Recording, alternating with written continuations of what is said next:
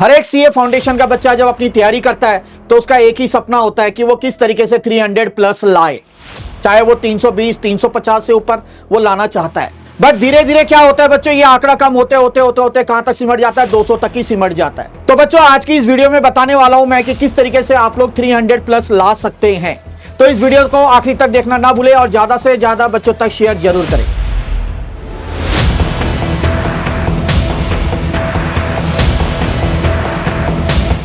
जय श्री श्याम दोस्तों। तो चलिए बच्चों, आज इस वीडियो में हम देखने वाले हैं कि किस तरीके से हम 300 प्लस मार्क्स ला सकते हैं सीए फाउंडेशन में। मेरी हर एक बात बड़े गौर से समझना, और अगर उसे आपने सच में फॉलो किया तो आप ये आंकड़ा आराम से क्रॉस कर सकते हैं। तो बच्चों पहले तो मैं कुछ बेसिक बातें आप लोगों को बताऊंगा। बेसिक बातें मतलब क्या, जब आप अपनी स्टडी स्टार्ट करते हैं सीए फाउंडेशन की तो आपको विशेष करके 3 चीजों का ध्यान रखना है। क्या ध्यान रखना है बच्चों? सबसे पहली चीज है आपकी स्ट्रैटेजी। ठीक है, आपकी स्ट्रैटेजी होनी चाहिए कि आपकी स्ट्रैटेजी किस तरीके से होनी चाहिए, किस तरीके से आपका टाइम टेबल होना चाहिए, किस तरीके से आपकी शेड्यूल होना चाहिए, यह आपको देखना पड़ेगा बच्चों सबसे पहले। ठीक है, ये कुछ बेसिक बातें हैं जो आपको ध्यान में रखना है। दूसरी चीज जो सबसे बड़ी बात है, कंसिस्टेंसी।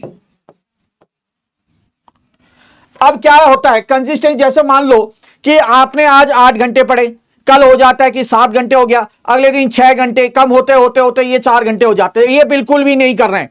अगर आप 8 घंटे लेके चल रहे हैं आज की डेट में, तो बच्चों ऐसे ही आपने 4 महीने तक, जैसे कि आप सबको पता है अब आपके एग्जामिनेशन दिसंबर 2023 का जो अटेम्प्ट है उसके लिए 4 महीने मोटा मोटी है। तो बच्चों आप अगर आज से ही 8 घंटा दे रहे हैं तो डेली बेसिस पे आपको 8 आवर्स ही अलॉट करने पड़ेंगे अपने स्टडी के लिए। ठीक है ना, तब जाके आपकी एक कंसिस्टेंसी, प्रॉपर कंसिस्टेंसी मेंटेन होगी और आप एक अच्छा मार्क्स ला सकते हैं। तीसरी चीज क्या है बच्चों? रूटीन। ठीक है, रूटीन मेंटेन करना, रूटीन जरूर मेंटेन करना है।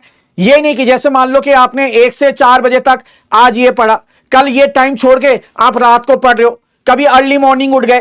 तो एक प्रॉपर रूटीन सेट करिए और उसी रूटीन के अनुसार अपने डेली बेसिस पे जो आप पढ़ाई कर रहे हैं, जो टेस्ट दे रहे हैं, इसको फॉलो करें बच्चों।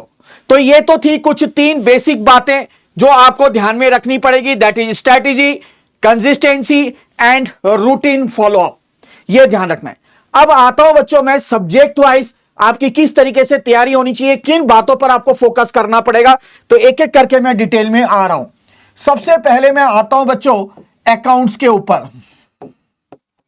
चलिए देखो, अकाउंट्स एक ऐसा सब्जेक्ट है जो कॉमर्स स्टूडेंट्स हैं वो ऑलरेडी 12th 11th में पढ़े होते हैं, और वही चीज आपको यहां पे सीए फाउंडेशन लेवल में देखने को मिलता है बच्चों, है कि नहीं है? दिक्कत आती है खास करके जो साइंस स्टूडेंट्स हैं। तो बच्चों ओवरऑल अगर मैं बात करूं, क्योंकि यहां पे मैं 300 प्लस की बात कर रहा हूं, तो किस किस चीज पे मेन आपने फोकस करना है यहां पे बच्चों? अकाउंट्स के अंदर सबसे पहले चीज आपने ध्यान रखनी है कि जो आईसीएआई जो मॉड्यूल है, ठीक है, वही आपको फॉलो करना है। बस ध्यान रखना, वही आपकी गीता है, वही कुरान है, वही बाइबल है, सब कुछ वही है। वहीं से क्वेश्चन प्रैक्टिस करना है, चाहे वो इलस्ट्रेशन के हो, चाहे आपके एक्सरसाइज क्वेश्चंस हो। मैक्सिमम क्वेश्चन अगर आप देखेंगे ना, सारे लगभग वहीं से आपको देखने को मिलते हैं। ये चीज आपने ध्यान रखना है बच्चों। दूसरी बात क्या है, अकाउंट्स के अंदर जो सबसे बड़ी बात होती है फॉर्मेट की। ठीक है, फॉर्मेट का आपने ध्यान रखना है बच्चों। आप लोग क्या करते हैं, घर में बस लाइन खींच दी, जहां मर्जी क्रेडिट, जहां डेबिट, कुछ ऐसे ही बना दिया। नहीं, प्रॉपर फॉर्मेट बनाइए ताकि जब आप एग्जामिनेशन में जाए तो आपको टाइम ना लगे, है ना। आपको पता होना चाहिए क्रेडिट कहां है, डेबिट कहां है, कहां क्या आपको लिखना है, सब आपको अच्छे से ये आना चाहिए मेरे बच्चों। तो फॉर्मेटिंग मेंटेन करना है। जब आप घर में क्वेश्चन करने बैठते हैं तो प्रॉपर फॉर्मेट बना के ही क्वेश्चन को सॉल्व करें। तीसरी बात, वर्किंग नोट, यह बहुत इंपॉर्टेंट रोल प्ले करता है मेरे बच्चों। वर्किंग नोट की अगर मैं बात करूं तो, है ना, यह कम से कम आपका 40%, ठीक है, वेटेज लगता है। अगर मैं एज पर एग्जामिनेशन की बात करूं तो कई बच्चे वर्किंग नोट लिखते ही नहीं। हाँ, तो ध्यान रखना, इसके कारण भी नंबर कटे जाते हैं। तब जाके ही आपके क्या आते हैं, प्रॉपर 300 प्लस आएंगे, जब अगर आप ये चीज मेंटेन करके चलोगे। ठीक है, तो अकाउंट्स के अंदर खास करके आपने ये बातें ध्यान रखनी है। और एग्जामिनेशन से पहले कम से कम एटलीस्ट 2 टाइम्स जो है, जो क्वेश्चन जो आपने किए हैं वो आपने क्या करने हैं, 2 टाइम्स रिवाइज करने हैं।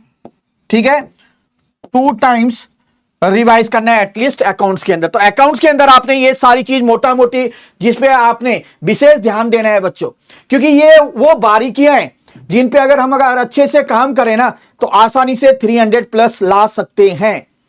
अब आते हैं बच्चों हम लॉ और बीसीआर के ऊपर। तो सबसे पहले मैं लॉ की बात करूंगा। लॉ के अंदर बच्चों आपने क्या ध्यान रखना है, ये आपका एक ऐसा सब्जेक्ट है, मैक्सिमम बच्चों के लिए नया ही है, लगभग सबके लिए नया है, क्या बोलूं, है कि नहीं है। तो यहां पे आपको एफर्ट्स जो है, आपकी मेहनत ज्यादा करनी पड़ेगी। इसमें आपको क्या करना पड़ेगा मेरे बच्चों, मेहनत ज्यादा करनी पड़ेगी। यहां पे जो आपके मॉड्यूल है, मॉड्यूल में जो प्रोविजंस गिवन है वो प्रोविजंस आपको याद करने पड़ेंगे। सबसे पहली बात, प्रोविजन याद करने पड़ेंगे।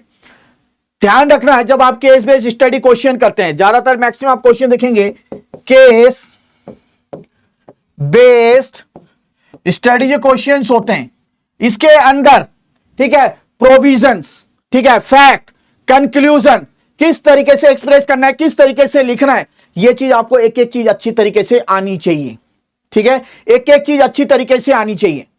ठीक है, सेक्शन अगर आपको दिक्कत हो रही है तो मत लिखो, बट गलत मत लिखो, है कि गलत नहीं लिखना है, बट प्रोविजंस आप अच्छे से याद करके जाइए। केस बेस्ड स्टडी क्वेश्चन है, इसके साथ जब आप प्रोविजंस लिखते हैं, फैक्ट लिखते हैं या कंक्लूजन लिखते हैं तो उसमें ध्यान रखना कि एक प्रॉपर मेंटेन हो और कितनी लाइन की होनी चाहिए, वो as per case based study question आपको प्रैक्टिस करनी पड़ेगी। तीसरी चीज खास करके कोशिश करें कि जब भी आप ये कर रहे हैं इनमें राइटिंग प्रैक्टिस जो है ये आपने ध्यान रखना है। लॉ के अंदर मैं बार बार एक ही चीज कहता हूं कि writing practice, writing practice, writing practice, क्योंकि कुछ टेक्निकल वर्ड्स आपको देखने को मिल सकते हैं जो आपको दिक्कत कर सकते हैं। जब आप उसको लिखेंगे तभी एक बार में आपके दिमाग के अंदर वो सेट हो जाएगा। ठीक है, तो ज्यादा से ज्यादा इसमें राइटिंग प्रैक्टिस भी आपने करना है। बीसीआर के अंदर अगर मैं बात करूं तो इसके अंदर बच्चों सिंपली आपने देखो क्लास 12 में पढ़े होते हैं, है ना, क्लास 12 में आपने ऑलरेडी बेसिक चीजें करी होती हैं। तो इसके अंदर जैसे आपका नोट मेकिंग हो गया, ठीक है, इसको प्रैक्टिस करना है आपने, रिपोर्ट हो गया, ठीक है, वही चीज फॉर्मेट देखना है, क्या है, फॉर्मेट देखना है, बार बार यही कह रहा हूं। आपका लेटर राइटिंग हो गया, ठीक है, उसके बाद आपका प्रिसाइज राइटिंग हो गया। तो इन सब के जो फॉर्मेट है वो विशेष करके ये फॉर्मेटिंग में आपने ध्यान रखना है कि इनके फॉर्मेट क्या होते हैं, सैल्यूटेशन क्या होता है, बॉडी ऑफ द लेटर क्या होता है। इस तरीके से आपको एक एक चीजें ध्यान रखनी पड़ेगी अगर बीसीआर की बात करें, इससे आप अच्छा स्कोर कर सकते हैं। अब आते हैं बच्चों हम लोग paper number 3 maths stat and LR. बच्चों इसके अंदर स्टैट वाला पोर्शन जो वो काफी इजी है ना, तो स्टैट वाला पोर्शन आप आसानी से कर सकते हैं। स्टैट वाले पोर्शन जो है आपका 40 मार्क्स आता है।